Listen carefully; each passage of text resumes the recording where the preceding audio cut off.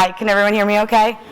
I tend to be really loud, so if it seems like I'm screaming at you, I'm not. I'm from New Jersey. So I got to talk over, the Jersey Shore. Okay, so thanks so much for coming to repairing and growing the STEM pipeline. I just put this little, do I have a little thing? Yes. I put this up here, never doubt that a small group of thoughtful and committed citizens can change the world. I love that quote by Margaret Mead, and I think that really embodies the spirit that I'm feeling at the conference today. So I was really excited to be asked to come facilitate a workshop at the conference. I go to a lot of conferences, not typically as a speaker, but just as an attendee. And what I find that a lot of them I go, and it's kind of like conference 101. I learn and then I leave. Sometimes I learn, I network, that's really what you want to do, meet people, and then still you leave. And you go home and you have all these ideas, you're all energized, but you go home to like an inbox of 50 emails and the laundry's piled up, and my husband never goes food shopping. Actually, I've banned him from it. So then I have to go food shopping, and all the energy quickly is just like sucked out of you. So I feel like it just goes away. But this conference, I think, is different, because it's really about learning, networking, keeping those networks, and most of all, engaging in dialogue and solving problems and making change, which I've really gotten the feeling of that, and I was told to try and make the workshop fit into that. So hopefully I'm successful at that today. The only way to be successful is for me to shut up and you to do all the work. So this is actually going to be a workshop. So my name is Lesleigh Campanale, and I'm with the IEEE. Is anyone familiar with the IEEE? Keep your hand up if you're a member of IEEE. I don't work in membership, so I really don't care. No, kidding. Just buy our content, because that's what keeps me employed. No, I work in the research department in IEEE, so for a couple of you members, you might have gotten surveys from me. That's typically what we do, a lot of surveys. But I also get to facilitate focus groups and been facilitating more committee meetings and sessions like this, and that's my true passion.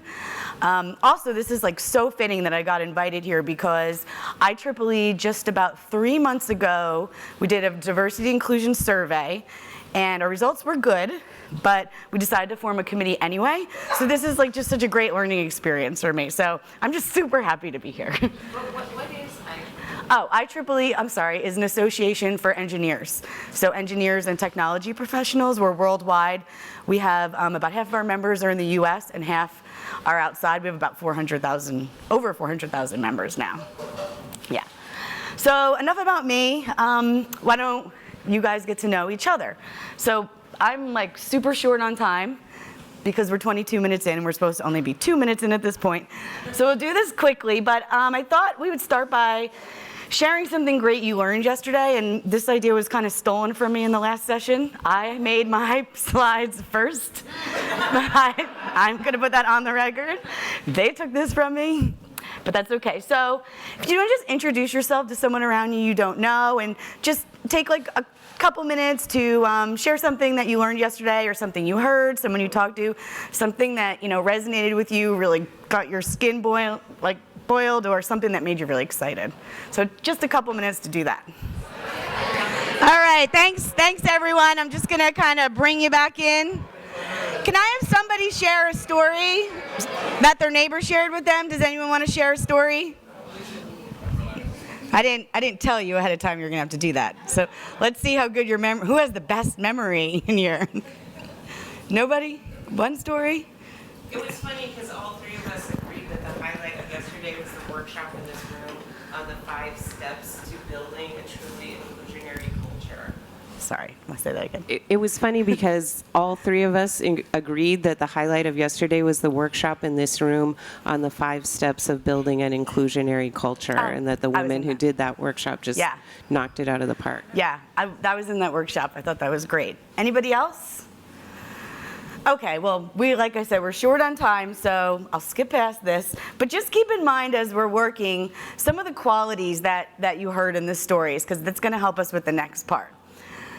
So now we're going to break up into groups. I think you guys are kind of already broken up somewhat. So how about we make this a group, this little area over here a group. If you guys could kind of merge together to form a group. And same thing over here, and then in the back, if a couple people want to go to the back and join that group. And there's flip charts throughout the room, so there's one here, one over there, one over there, one over there, and one over there.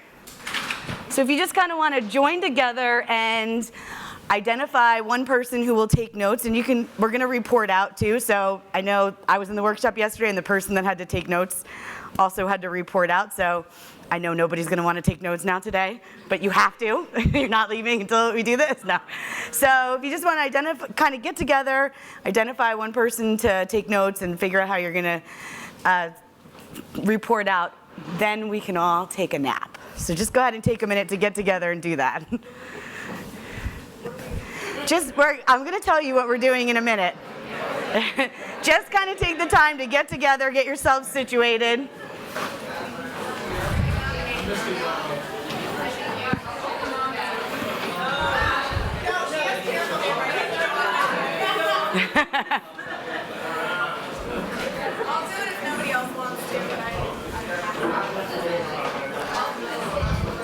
Yeah, your flip chart's there and there's markers behind it.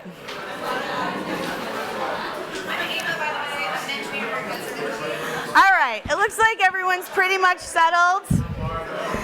Now, once you're all settled, close your eyes. Everyone close your eyes. We're taking a nap. We are going to sleep. It was a long day yesterday. You all deserve a nap. So you're in such a good sleep. You're sleeping through 2016, 2017, 2018. You're really, really deep in the REM there. 2019, 2020. Open your eyes. Welcome to the future. It's a quiet future. But it's also a future in which we have a truly inclusive pipeline. It's diverse, it's truly inclusive, whatever that means to you. Tech is truly diverse, and it is truly inclusive. We live in an ideal world. There's no stopping the imagination. Whatever you think it is, that is what it is. Okay? So now for the activity. First, we're going to take about 7 minutes each group to share your ideas of what that future looks like. What does it look like to you? Describe the qualities. Describe everything about it. And but do it in 7 minutes, so don't get carried away. We're short on time. Then, for the next 7 minutes, we're going to think of one bold idea, one big thing that has to happen in order to get you to that future. And yesterday we talked about there are a lot of common themes, and that's great, but I want to try and get a little bit deeper. So not just retention. So we want to get deeper in retention. What needs to happen for retention to happen? What do we need to do? And how do we get started? And who needs to be there? So that's the exercise for the next 14 minutes. And then I'm going to ask the groups to report out. Originally I was hoping every group would be able to, but we just might not be able to get a chance to since the session was cut a little short. But go ahead, spend the time, jot everything down, and then we'll join back together in about 14 minutes to talk. Who wants to start? I've been looking around, and I think we're going to be okay if not everybody reports out. We only have about 15 minutes. About 15 minutes left. But I did notice there's a lot of themes and patterns, so I think that we can just engage in dialogue as other people report out, and I definitely think that you're going to see, similarities. So who wants to start? Oh, great, thank you. You want to just say your name? Yeah. Sure. Oh yeah, you should have a mic. Here it is. There you go. Okay. Hi, I'm Ava, and I'm a software engineer at SurveyMonkey, and we are hiring. Shameless plug. So our big idea, we had lots of really, really awesome smaller ideas, but we decided that the one thing that could probably end up pushing the rest of those things to happen was to have free and amazing education, good access to good education. So we decided that in order to do that, we have to have schools that are funded proportional to need, that we we all agree standardized tests are the worst, and that there needs to be more project-based and lab learning, more hands-on and active learning. And we also want to pay and give better resources to teachers so that good people want to be teachers and have the ability to actually make these things happen in the classroom. Who's involved? We decided the Department of Education has to, obviously it's not like they're sitting around, but there are some things that have to happen there. Colleges and universities, we'd love to see them partner with middle and high schools. Tech companies can offer workshops with schools. They can do job shadows and internships. We want parents to be educated on education, so they know what to look for and what's available. And then also making sure that more role models are visible in education for, especially for kids who are from traditionally marginalized groups. Awesome, thank you. Great job. Thank you. So it sounds like you started off as free education, but then you kind of went to overall better education and really got into what that would look like. So that was awesome. Thank you. Can I ask? Great. Thank you. Hi, I'm Karen. I'm from Europe, and we're hiring too. So, so we talked about every school having a state-of-the-art STEAM curriculum with really joyous, engaged learning opportunities, and that companies are deeply invested in building those schools and deeply involved in partnering with the schools to provide summer opportunities and influencing the curriculum, and that is how companies develop the pipeline, by getting deeply engaged in the schools and their local communities. Awesome, thank you. What is STEAM? Science, technology, engineering, arts, and math. Oh, I've never heard it that way. Thanks, awesome. Someone, okay, great. Oh, Warner has you decide. Oh yeah, absolutely. I didn't know. All right, hi, my name's Brick. I'm a teacher over at Dev Bootcamp, and we're proud of how much diversity we've been able to bring in with our students, but we're looking for more. I had a lot of great thinkers here in the group. One of the big things that we were talking about was an integration throughout the pipeline. So from kindergarten through middle, through high school, through college, all the way up into apprenticeship, really integrating diversity programs. And we talked a bit about how these could be done through policy changes, all the way up into recruitment.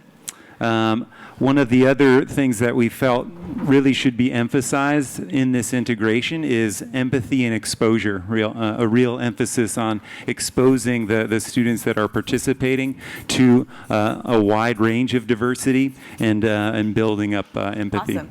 Did you talk about who would need to be involved and what one thing you might need to do to get started? Did you get that? I know that was down at the bottom, so. Yeah, I think we were talking on a higher level, like okay. on a policy type level. Gotcha. So, yeah. Okay. Group, thank you. Thanks.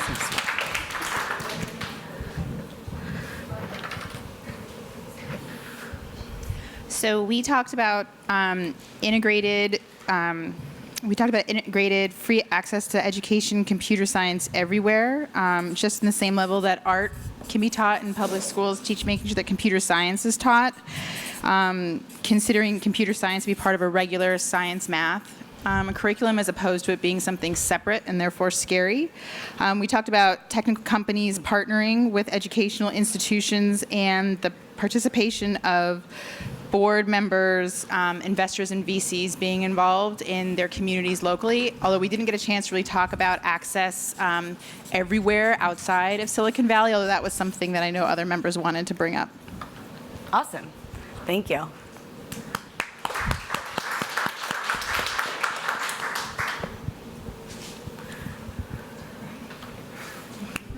Hello, everyone. I'm Corey Hobbs. I'm an engineer at Particle. We are not hiring, sorry.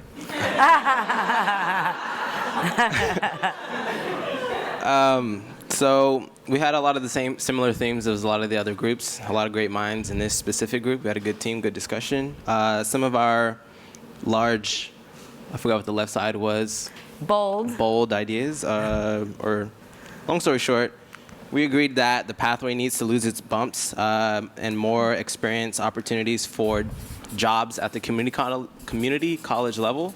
And additionally, this is like more of my takeaway, but hopefully by that time, community college is more of a freemium thing for more people and it's accessible. Also, we agree with the STEAM pipeline and curriculum. That's a big thing. I knew when I grew up I had arts, and I know a lot about the arts now because of that from elementary. And our big ideas really didn't make it on our board. And my group can feel free to chime in. I'll hand you the mic. I think my big idea, and I think some of the people may agree, is K through college pipeline. Some other nations in the world kind of, when you're young, they kind of like track you into a certain thing. Of course, it has its flaws, but it seems like it could be a lot better than what's already happening here in the U.S. at least. Great. Thank you. Okay, so originally I would have liked to spend a little bit more time digging into your ideas and sharing and engaging in more dialogues, but because the keynote ran a little late, I want to be respectful of everybody else's time, and also if I keep you, then the next person keeps you, and then that keeps you from lunch, and I don't want to have anything to do with that. So I just want to move. So I encourage you to keep talking about big ideas and what can change next. And I just want to do a quick activity before we leave. If you've noticed, I put Post-its around the room. So if everyone could just grab a Post-it. Does everybody have a pen or something to write with? If not, there were markers throughout the room too. And I just want you to write down one thing that you're going to do differently based on what you've learned at the conference, either today, in this session, either just by talking with someone.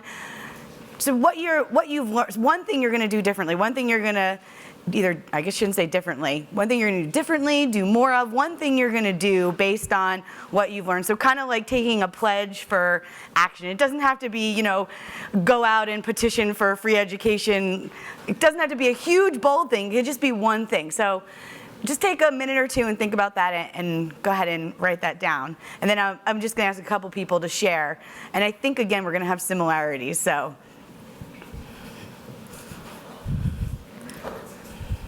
And when you're done, if you just want to look up like you would do in kindergarten, so that I know that you're done and could start asking people to share. Yeah. I'm a little frustrated that we're all talking about the same things, and then I don't know if we know how to make it happen. So I put that I wanted to start talking to the politicians, because if we're not talking to them, I don't see how we can make this vision happen. Did anybody else put talking, just by show of hands, talk to politicians? You're spearheading that then. Good luck. Go ahead. I have an observation of what I wrote here. It's a more personal thing, but I just wanted to, you gave us the opportunity to think about anything of any big, bold idea in 2020, and we all decided on writing about education. Right. And that's where we should be focusing our efforts. So I encourage all of you, if you haven't already reached out to either elementary school, community college system. I work for the community college system, so I'm gonna put that out there. And we're great people to work with, but elementary community college CSUs, we all are looking for industry partners. So if you are part of an industry and don't have connections with public schools, and please get involved. And let's just continue doing. I thank you, Shannon, for what you said as well. I think that's very important. Thanks. Anybody else? Oh, sorry. Go ahead. So my big idea was that software tools should evolve to help companies with their diversity and inclusion efforts, which is convenient because I build hiring software.